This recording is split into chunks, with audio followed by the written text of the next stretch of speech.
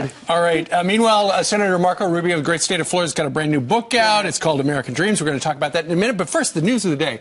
It has been revealed, Senator, that the reason the President of the United States did not go to that unity rally over the weekend in France is because, according to Politico, the White House staff didn't realize it was going to be that big, and nobody asked him. Well, look, I think there was a mistake. If he couldn't have gone, because I'll give him the benefit of the doubt about when the president travels, it takes this enormous platform of security and communications.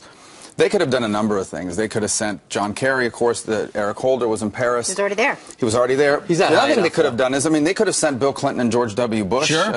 Any of these sorts of things they could have done to send someone. They didn't send anyone, and I thought it was a real mistake. And the White House acknowledged They that did yesterday. it, and I think it's important. If you make a mistake, at least admit it. I thought it was going to be a verbal bloodbath yesterday, but he kind of diffused it to a degree, but not saying what the president actually did instead of going is kind of odd. I have no idea what the president was doing. Do you believe that the president really didn't know that this was happening? Well, I'm sure they knew that was happening. Their claim is they didn't know it would be this big. Obviously, somehow the other leaders of these countries figured out it was going to be pretty big. And that's what you have an embassy there for, by the way. They should be in touch with what's happening in the country. Absolutely. We're going to play a bit of sound from Josh Earnest yesterday at the White House where they were trying to explain it all. Security, we probably should have sent a higher, more iconic American. Here's Mr. Earnest.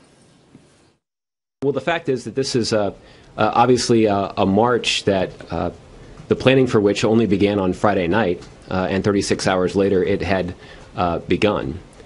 What's also clear is that the security requirements around a presidential level visit or even a vice presidential level visit are onerous and significant. And in a situation like this, they typically have a pretty significant impact on the other citizens who are trying to participate in a large public event like this. They were still kind of spinning the security angle. Seems a bit disingenuous, though. Look, there were thousands that marched and stood with posters there in the city of Paris, right? There was nothing small about the deaths that occurred last week in Paris. To say that we didn't think it was that big of a deal. Yeah, again, the bottom line is that's why you have an embassy. They're supposed to be in touch with what's happening in the country. Yeah. And they're the ones that should have figured out this was going on. And they certainly would have known that all these heads of state from different countries were going. That they would have known for sure. There's no way they couldn't have known that. Let's just move on. We understand they made a mistake. The embassy, our ambassador there, totally unqualified. She's just a big donor. Maybe that's part of it.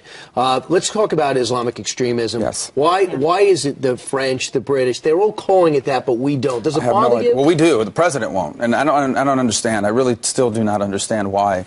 And it's important to call. This is not an attack on Islam. It is an attack on Islamic extremism, which is a very serious problem and growing problem in the world. Why do you have this summit in February if we're not going to label what it is? Well, again, I hope the summit is about not just the threat that's posed by people in other countries, but increasingly the homegrown violent extremists who are motivated by jihadist websites or by traveling abroad and coming back home. That is the fastest growing, most dangerous new dynamic of the war on terror. Another thing they won't say, by the way, the war on terror. Congratulations on this book. It's called American Dreams. Was going through it. For one thing, you're in fighting shape.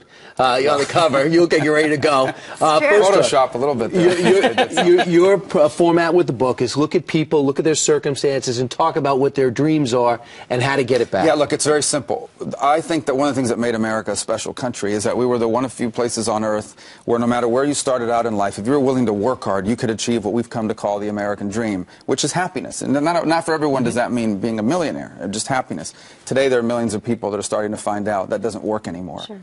Because our economy has structurally been transformed and our policies have not changed with it. I think you're creative here because you outline a success sequence. Can you tell everybody about that? Well, for everyone, the success sequence may end up in a different place, but it's pretty simple, obviously. In the 21st century, first you have to have stable family life, and that's important. The breakdown of the American family is a major contributor to poverty and economic underperformance.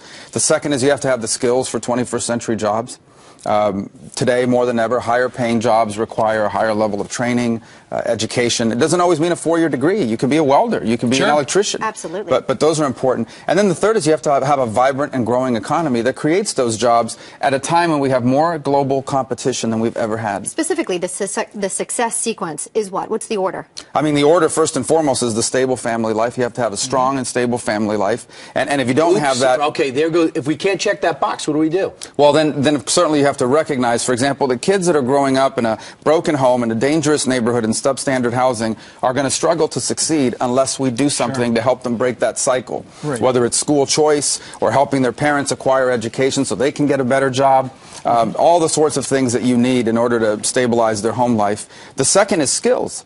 In the 21st century, there will not be jobs that pay a livable wage if you don't have some advanced level of education, whether it's a 4-year degree, a graduate degree, or a technical career. You're going to need it. I'm glad you mentioned the wage part, because one of the things, and you're talking about the whole thing could bring down poverty by 70%, but you would also like to see a wage subsidy. So it's a wage enhancement. Well, we have an existing program called the Earned Income Tax Credit, which you apply for on your tax return by claiming you have X number of children, and there's a lot of fraud in that program. What I'm saying is let's transform that program instead into a wage enhancement. So rather than paying someone the equivalent of $7 an hour on welfare, we would rather you go work for $9 or $10 an hour and then make up the difference of $1 or $2 by delivering the same benefit, but instead of through your tax return, through your paycheck. Thereby you are rewarding work, incentivizing people to work, and not sit back and collect on the check. What's the incentive for the employer then? Well, first of all, these are going to be jobs that are not permanent. I mean, for example, you should not make it there's nothing wrong with being the cashier at Burger King, but you're not going to raise a family off that for 30 years. But there's no such thing as meaningless work either. Even working as a cashier at Burger King, you are acquiring discipline and skill that will serve you later as you acquire education. Be great and maybe have another job until then, like your grandfather did, which you opened up. But my point is, the incentive is you want to get people to work, but ultimately, that's not going to be, and I'm not sure you want an employee that wants to be there for the rest of their lives doing that. So let's talk about 2016. Mitt Romney looks like he's in. Paul Ryan looks like he's out. Ted Cruz coming a little bit later. He's virtually in. When is Jeb Bush looks like he's virtually in. When is Marco Rubio making a decision? Well, soon. I mean, the decision I have to make at this point is, where is the best place for me to achieve that agenda in our book? Is it in the U.S. Senate now that we're in the majority, or is it running for president? And that's a decision only I can make, obviously. It's one we'll think about very carefully over the next few weeks, and sooner rather than later. But I promise you that I'll let everyone know when I make that decision, Has Jeb Bush moved up you your guys. schedule? No, I don't know if it's moved up the schedule. Certainly, he's going to be a very credible candidate. You heard reports that he's going to raise $100 million in the first 3 months of the year. He's certainly capable of doing that, or more, really. Right. And so that's a lot of money. And I think he'll be a very strong and credible candidate. But if I decide that the best place for me to serve this country that has given us so much is by being its president, I'm going to run for that no matter who else is in the race. You said this about Hillary Clinton. It's a name that often comes up when talking about 2016. The election of Hillary Clinton to the presidency, in short, would be nothing more than a third Obama term. Another Clinton presidency would be a death blow to the American dream. Absolutely. And the reason why is because we face 21st century challenges, and her ideas are all ideas that from the 1990s and the early part of this century. And we need to realize that our struggles economically are not part of a cyclical downturn. It is an economic restructuring, and ideas from 20 years ago, 15 years ago will not fix the problems of today. The last book you wrote, when you came here to talk about it, you said, thanks to the book, you were able to pay off your student debt. That's right.